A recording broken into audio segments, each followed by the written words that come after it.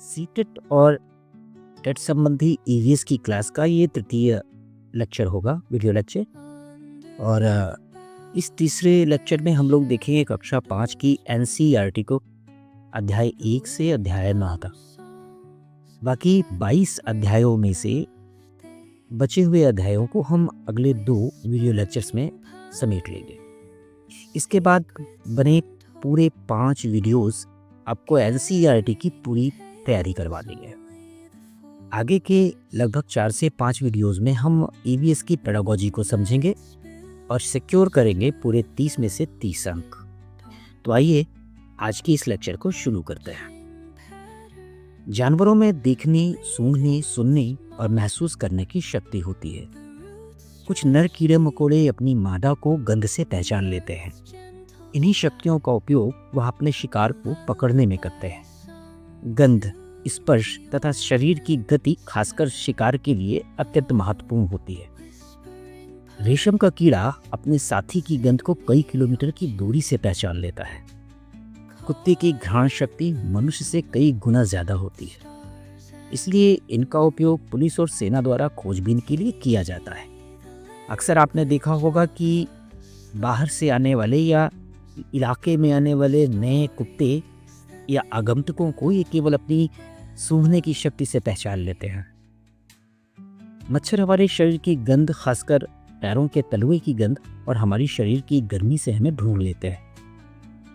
अक्सर हम किसी ऐसी गंध से ज़्यादा परेशान हो जाते हैं जिसे हम खराब समझते हैं, जबकि अगर हम मन बना लें तो वही गंध हमें उतना परेशान नहीं करती।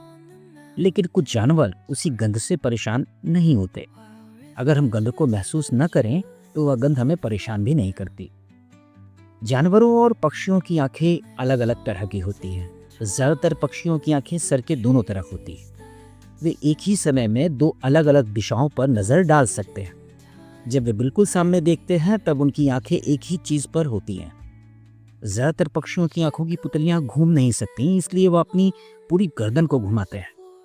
पक्षियों की आंखें बहुत तेज होती हैं, इसलिए वे अपनी गति को सही ढंग से नियंत्रित कर पाते हैं। उल्लू की आंखें सामने की तरफ होती हैं और वह अपनी गर्दन को 270 डिग्री तक घुमा सकता है। चील, बाज और गिद्ध जैसे पक्षी हमसे लगभग 4 गुना ज्यादा दूर तक देख सकते हैं। दिन में रंगों को हम ज्यादा देखते हैं, लेकिन रात में हम भी रंगों को ठीक से नहीं देख पाते। जितने रंगों को हम देख सकते हैं उतने रंगों को पशु पक्षी नहीं देख सकते। दिन में जागने वाले जानवर कुछ ही रंगों को देख सकते हैं, जबकि रात में जागने वाले जानवर केवल काला और सफेद रंग ही देख सकते हैं। दिन में उड़ने वाले जानवर कुछ दूरी तक चीजों को देख सकते हैं, जबकि रात में उड़ने वाले जानवर चीजों को सुनकर और उनकी गंध से पहचान लेते हैं। जानवरों के कानों की आकार और उनकी सुनने की शक्ति का आपसी संबंध होता है। बड़े कान वाले जानवरों की सुनने की क्षमताएं अधिक होती हैं। जिन जानवरों के कान दिखाई नहीं देते उनके बाहरी कान नहीं होते।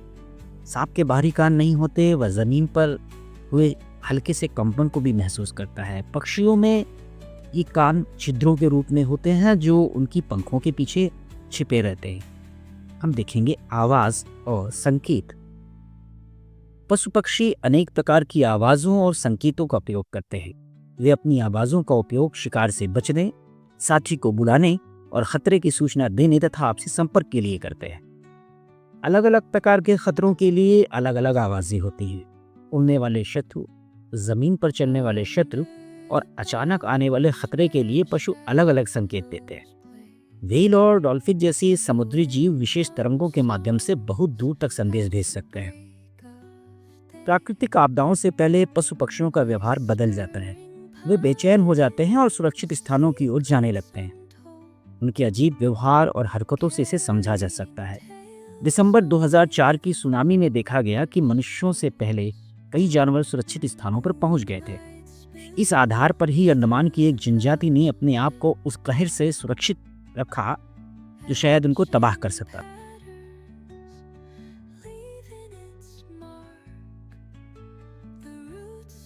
होती है। पशु विज्ञानी तो यहाँ तक कहते हैं कि कुछ जानवरों की तो अपनी पूरी विकसित भाषा ही है। पशुओं की आवाज और व्यवहार उनके वातावरण और जीवन शैली से जुड़े होते हैं। आपने देखा होगा कि सर्दियों में छिपकलियां अचानक गायब हो जाती हैं। बहुत से जानवर खास मौसमों में लंबी और गहरी नींद में चले जाते हैं और महीनों दिखाई नहीं पड़ते। सर्दियों में तो कई पक्षी अपने स्थान बदल लेते हैं, वे गर्म क्षेत्रों की ओर प्रवास करते हैं। यह उनकी जीवित रहने की तकनीक का या रणनीति का हिस्सा है। पिछली वीडियोस में हम लोगों ने स्लाथ के बारे में देखा था।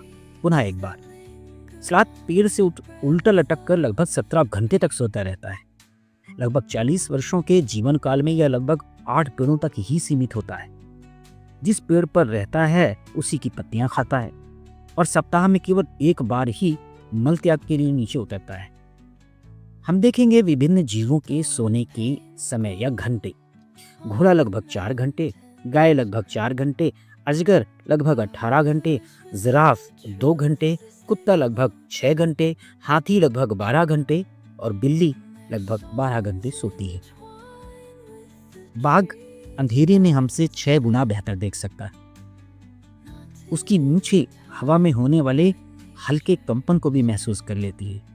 यह शिकार का सही अंदाजा लगाने और रास्ता ढूंढने में मदद करती है। बाघ का इलाका कई स्क्वायर किलोमीटर तक हो सकता है। इसकी दहाड़ को 3 किलोमीटर दूर से भी सुना जा सकता है। इसके कान आवाज़ों को इकट्ठा करने के लिए दोनों कान आवाज़ों को इकट्ठा करने के लिए अलग अलग दिशाओं में घूम सकते हैं। जिम कॉर्बेट भारत का पहला राष्ट्रीय उद्यान और टाइगर रिजर्व है जो बाघ संरक्षण के लिए महत्वपूर्ण है, जहां 1973 में प्रोजेक्ट टाइगर शुरू हुआ था। जबकि घाना का बाघों से सीधा संबंध नहीं है। घाना एक अफ्रीकी देश है जहां बाघ नहीं पाए जाते, बल्कि अफ्रीकी वन्यजीव जैसे शेर, हाथी होते हैं और यह मुख्य रूप से अपने इको टूरिज्म के लिए जाना जाता है। पर बाघ संरक्षण के संदर्भ में जिम कॉर्बेट ही प्रासंगिक है, जो बाघों की सबसे बड़ी आबादी और उनके संरक्षण प्रयासों का केंद्र है। जहां बाघों को बचाने के लिए 1936 में पार्क बना और 1973 में इसे पहला टाइगर रिजर्व घोषित किया गया, जिससे यहाँ बाघों की संख्या काफी बढ़ी है। भरतपुर राजस्थान का घाना वन्यजीव अभ्यारण्य, जिसे केवलादेव घाना राष्ट्रीय उद्यान के नाम से भी जाना जाता है, पक्षी प्रेमियों का स्वर्ग है और यह यूनेस्को की विश्व धरोहर स्थल में शामिल है, जो 370 से अधिक पक्षी प्रजातियों और हरी भरी आर्द्र भूमियों के लिए प्रसिद्ध है, जिसे भरतपुर के महाराजाओं ने बनाया था। और अब यह दुनिया के महत्वपूर्ण पक्षी स्थलों में से एक है, जहां आप साइकिल या रिक्शा से घूम सकते हैं। एक शब्द है पोचिंग। इसे समझना जरूरी है क्योंकि एनसीईआरटी ने ये एक सांकेतिक रूप में दिया हुआ है। अवैध शिकार या पोचिंग उन जीवों के शिकार को कहते हैं जो कानून द्वारा संरक्षित हैं और जिनके शिकार पर या तो राष्ट्रीय या अंतर्राष्ट्रीय स्तर पर पाबंदी लगाई गई हो। इसमें जंगली जानवरों का शिकार, वनों की अवैध कटाई, मछली पकड़ना या फंसाने के माध्यम से इन वस्तुओं को अवैध या गैरकानूनी रूप से ले जाना भी शामिल है। वन्य जीवों का अवैध रूप से शिकार करना, पकड़ना, मारना या उनके अंगों का गैरकानूनी व्यापार करना, यह है पोचिंग। यह कार्य प्रायः कानून का उल्लंघन करके ही किया जाता है और इसका उद्देश्य लाभ कमाना होता है। पोचिंग केवल किसी जानवर की हत्या नहीं है, यह प्रकृति के पूरे संतुलन पर हमला है। इसी कारण भारत सहित विश्व के अनेक देशों में पोचिंग एक गंभीर अपराध माना जाता है और इसके लिए कठोर दंड का भी प्रावधान है। आइए हम निराली कहानियां देखेंगे कालबेलिया समुदाय की। कालबेलिया राजस्थान की एक घुमंतू जनजाति है। इन्हें पारंपरिक रूप से सपेरे कहा जाता है। इनका जीवन सांपों से गहराई से जुड़ा हुआ है। कालबेलिया नृत्य और संगीत विश्व प्रसिद्ध है। इनकी वेशभूषा, घूमती हुई चाल और तालबद्ध नृत्य उनकी पहचान है। 2010 में यूनेस्को ने कालबेलिया नृत्य को मानवता की अमूर्त सांस्कृतिक विरासत घोषित किया। वन्यजीव संरक्षण अधिनियम 1972 के बाद सांप पकड़ना प्रतिबंधित हो गया। इससे कालबेलिया जैसे पारंपरिक समुदायों की आजीविका को प्रभावित किया है। सांपों को पकड़ने और उनके प्रदर्शन पर लगे प्रतिबंधों के कारण उनकी सदियों पुरानी परंपराओं और आय के स्रोत पर अत्यधिक असर पड़ा है। यह समुदाय सांपों से डरता नहीं, उन्हें नुकसान नहीं पहुंचाता और उन्हें प्रकृति का हिस्सा मानता है। सांपों से ना तो डरने की जरूरत है, ना ही उनसे नफरत करने की, बल्कि सभी को यह जानना चाहिए कि जहरीले सांपों की पहचान कैसे करनी है। वास्तव में तो सांप किसान का मित्र ही होता है, क्योंकि वह चूहों से फसल की रक्षा करता है। ये जानने योग्य है कि भारत में केवल 4 प्रकार के ही प्रमुख जहरीले सांप पाए जाते हैं। उनमें से है नाग, करैत, रसेल वाइपर और अफाई। सांपों में एक जहर की ग्रंथि और 2 खोखले जहर के दांत पाए जाते हैं। सांप के काटने पर इन खोखले दांतों में से ही जहर शरीर के अंदर जाता है। इस जहर के असर को खत्म करने वाली जो दवा है वो सांप के जहर से ही बनाई जाती है। यह एंटीवेनम सभी स्वास्थ्य केंद्रों पर उपलब्ध होती है। इसलिए यदि कभी किसी को सांप काटता है तो किसी ओझा, पीर, फकीर आदि से बचते हुए स्वास्थ्य केंद्र जरूर जाए। आगे हम देखेंगे चखने से पचने तक। खाना खाने के बाद उसका पाचन पेट में होता है। खाने को पचाने के लिए हमारा पेट खाने को खूब हिलाता और घुमाता है। पेट में पाचक रस, जो गैस्ट्रिक जूस होते हैं, वो पाए जाते हैं। ये प्रकृति में अम्लीय होते हैं। ये रस भोजन को तोड़कर सरल पदार्थों में बदल देते हैं। उचित तापमान और अम्लीय वातावरण पाचन क्रिया के लिए आवश्यक होता है। पाचन के बाद शरीर को ऊर्जा प्राप्त होती है। खाना हमारे शरीर को आधार देता है। भोजन हमारे शरीर को ऊर्जा देता है। भोजन की कमी से कमजोरी और बीमारियां होती हैं। भोजन के प्रमुख घटक कौन कौन से हैं? कार्बोहाइड्रेट, ये ऊर्जा का मुख्य स्रोत है। प्रोटीन शरीर के निर्माण और मरम्मत के लिए आवश्यक है। आपको पता हो, बॉडी बिल्डिंग वाले लोग या पहलवान लोग प्रोटीन के ऊपर ज़्यादा निर्भर रहते हैं। वसा, ये ऊर्जा का भंडार है। और विटामिन और खनिज, ये रोग प्रतिरोधक क्षमता को बढ़ाने के लिए ज़रूरी होते हैं। आगे बढ़ते हैं, देखते हैं खाएं 12 महीनों आम। खाना खराब होने और बर्बाद होने में स्पष्ट अंतर है। एग फूड के पैकेट में कौन कौन सी जानकारियां मिलती हैं? मूल्य, वजन, एक्सपायरी डेट, खाने का प्रकार की वनस्पतिक है या एनिमल से प्रोसेस्ड है, रखरखाव संबंधी सामान्य जानकारियां। कुछ प्रोडक्ट्स को कुछ समय तक संरक्षित रखने के तरीकों के बारे में बात करें तो दूध को उबालकर, पके हुए चावल को एक कटोरे में डालकर यदि पानी के बर्तन में रखें तो वो कुछ समय तक संरक्षित रहता है। हरी धनिया को गीले कपड़े में लपेट कर रखना चाहिए। प्याज और लहसुन जैसी चीज़ों को खुली और नमी रहित जगह पर रखना चाहिए। हम बात करेंगे आंध्र प्रदेश में बनाए जाने वाले आम पापड़ मामीडी तांड्रा की। क्या नाम है? मामीडी तांड्रा। इसे बनाने में 4 हफ्तों का समय लगता है। सबसे पहले मीठे आमों को उनका रस निकाल लिया जाता है और उसे सूती कपड़े से छान लिया जाता है ताकि कोई भी रेशा बच ना जाए। फिर उसमें रस के साथ गुड़ और शक्कर मिलाई जाती है। इसके बाद एक के ऊपर एक क्रमशः दूसरी परत लगाते हुए इसे धूप में सुखाया जाता है। आप एक चीज बताएं, लंबी यात्राओं पर जाते समय किस प्रकार की भोजन सामग्री आप साथ रखना ज्यादा उपयुक्त समझेंगे? वही सामग्रियां जिनमें नमी की मात्रा कम हो, क्योंकि जहां नमी की मात्रा ज्यादा होगी या नमी होगी वो चीजें जल्दी खराब होती है। आप सोच कर देखिए क्या होगा अगर अचार बनाते समय जो जार है चीनी मिट्टी का, यदि उसमें थोड़ा सा पानी रह गया हो तो तब तो वो अचार खराब हो जाएगा ना।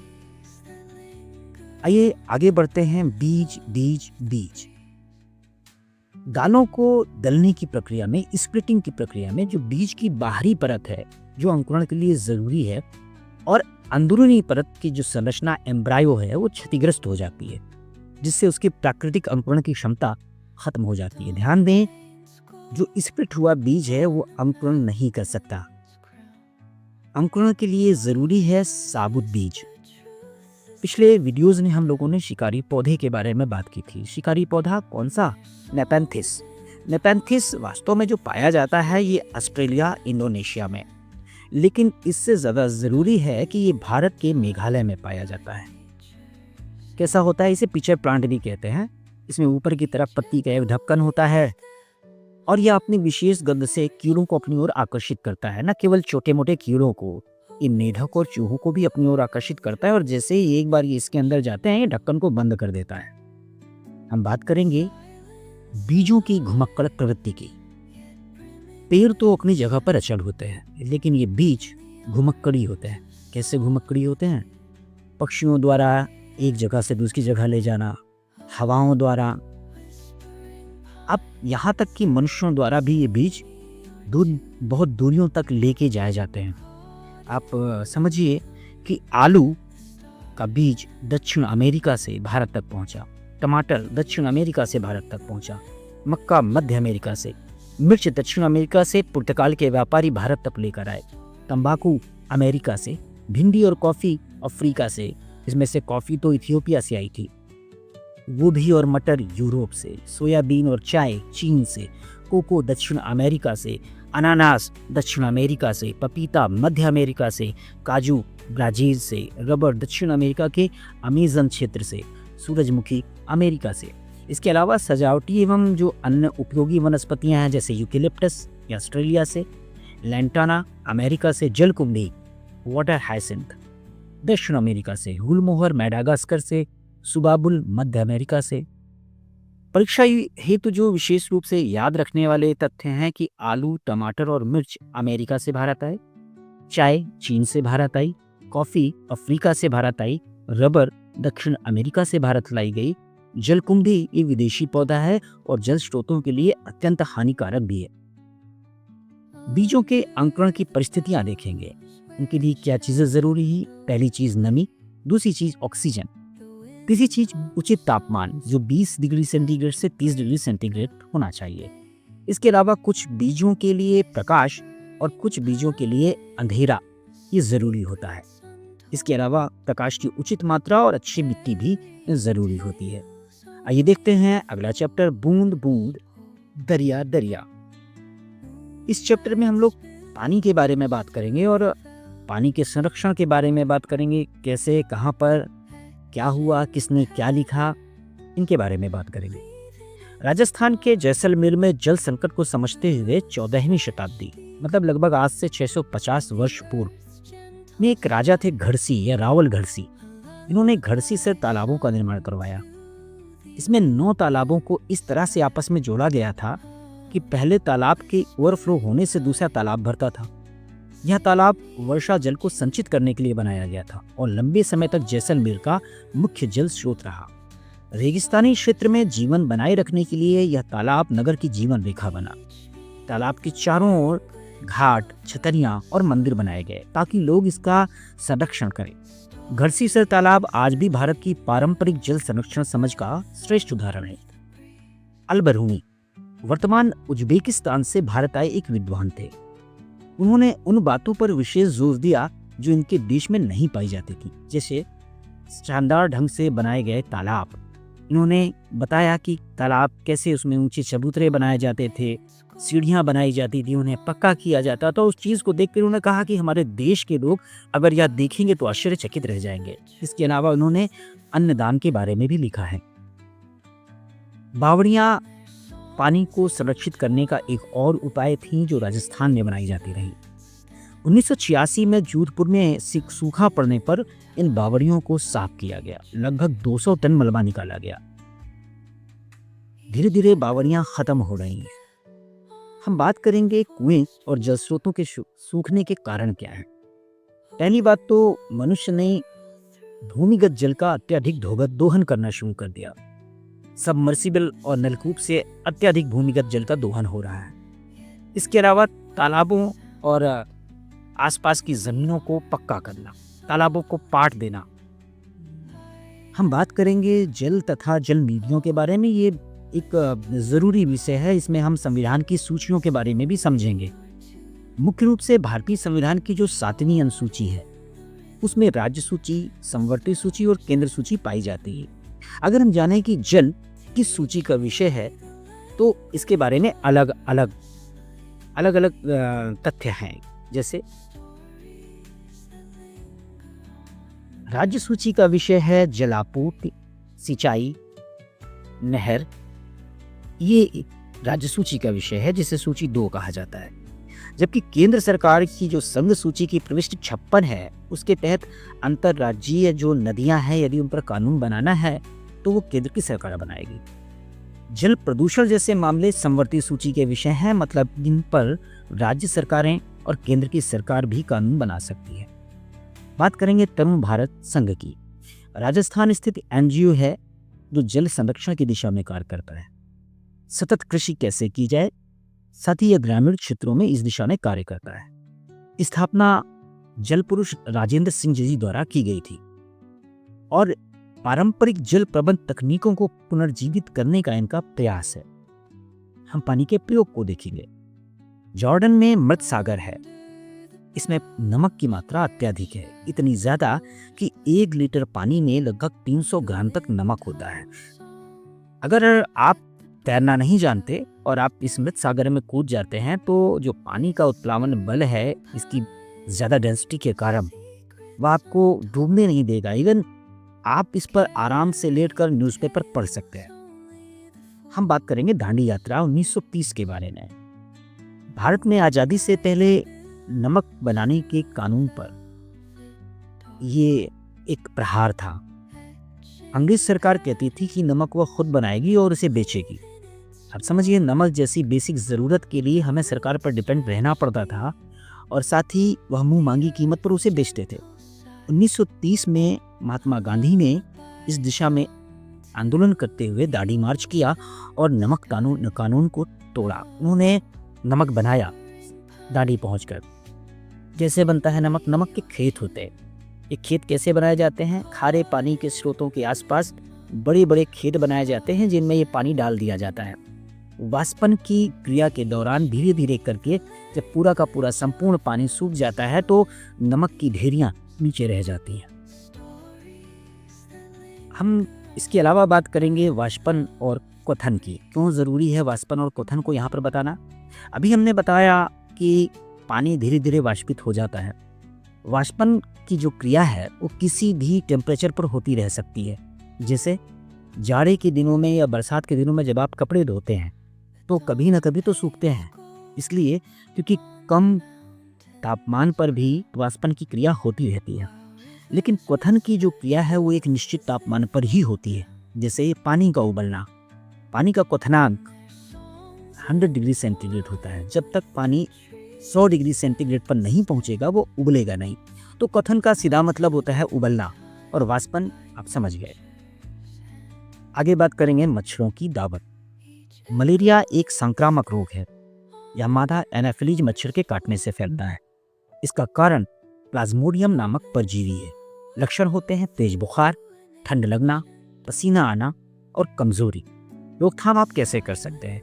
साफ सफाई, मच्छरदानी का प्रयोग, कीटनाशकों का उपयोग। नमी वाले मौसम में मलेरिया ज़्यादा फैलता है। कैसे पता चलेगा किसी को कि उसे मलेरिया हुआ है? अगर खून के नमूने में मलेरिया का पैरासाइट उपस्थित हो तो पक्का। सिनकोना एक वृक्ष है जिसकी छाल से मलेरिया की दवाई बनाई जाती है। मच्छरों से बचाव के तरीके: पानी इकट्ठा ना होने दें, पानी के बर्तन साफ रखें, रुके हुए पानी में मिट्टी का तेल उसके पृष्ठ तनाव को कम करता है, जिससे अगर मच्छर बैठेगा तो वो डूब जाएगा। 1902 में रोनाल्ड रास को मलेरिया पर शोध और प्लाज्मोडियम के जीवन चक्र को समझने के लिए नोबेल पुरस्कार। रक्त में हीमोग्लोबिन की कमी को रक्ताल्पता कहते हैं। सामान्य हीमोग्लोबिन स्तर 12 से 16 मिलीग्राम प्रति डेसीलीटर होता है। लक्षण क्या है रक्ताल्पता की? थकान, चक्कर आना, शरीर में कमजोरी। कैसे दूर किया जा सकता है? दूर करने से पहले हम देखें कारण क्या होता है। आयरन की कमी और कुपोषण। उपचार के रूप में हरी पत्तियां, जो हरी सब्जियां होती हैं, पत्तेदार फल, आयरन युक्त भोजन, गुड़ और आंवला। देखिए यहाँ पर गुड़, आंवला और हरी पत्तेदार सब्जियां बहुत जरूरी हैं क्योंकि एनसीईआरटी में सीधे तौर पर दी गई हैं। सांकेतिक तौर पर मक्खियों का भी नाम लिया गया है, इसलिए जरूरी है इसको भी कवर करते हैं। मक्खी से होने वाले रोग: हैजा या Kalra, typhoid, patches, salmonella, trachoma. Trachoma तो अंधेपन तक ले जा सकता है, यह खतरनाक रोग है। इसके अलावा कंजक्टिवाइटिस, आंखें लाल हो जाती हैं, दर्द होती है, इसी को कहते हैं ना आँख आना। या आंतों के परजीवी जैसे गोल कृमि, फीता कृमि।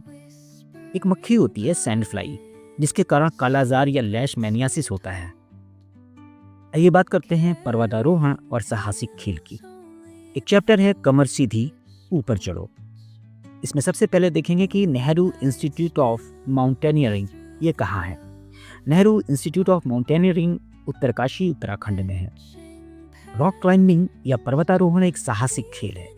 ऊंचाई पर ऑक्सीजन की कमी होती है, इसलिए विशेष प्रशिक्षण और उपकरणों की आवश्यकता होती है। रॉक क्लाइंबिंग के दौरान हर ग्रुप में एक ग्रुप लीडर होता है और इस ग्रुप लीडर की जिम्मेदारियां होती है। चूंकि इस सेक्शन से प्रश्न बनता है, इसलिए इसे जानना जरूरी है। क्या क्या है ग्रुप लीडर की जिम्मेदारियां? बाकी लोगों का सामान उठाने में उसकी मदद करना, पूरे ग्रुप के आगे बढ़ने पर ही आगे बढ़ना, जो चल ना पा रहा हो उसे हाथ पकड़कर आगे बढ़ाना, रुकने के लिए सुरक्षित स्थान का ढूंढना, साथी के बीमार पड़ने पर उसका ध्यान रखना, सबके खाने पीने का इंतजाम देखना, किसी भी साथी की गलती पर खुद सजा भुगतने को तैयार होना।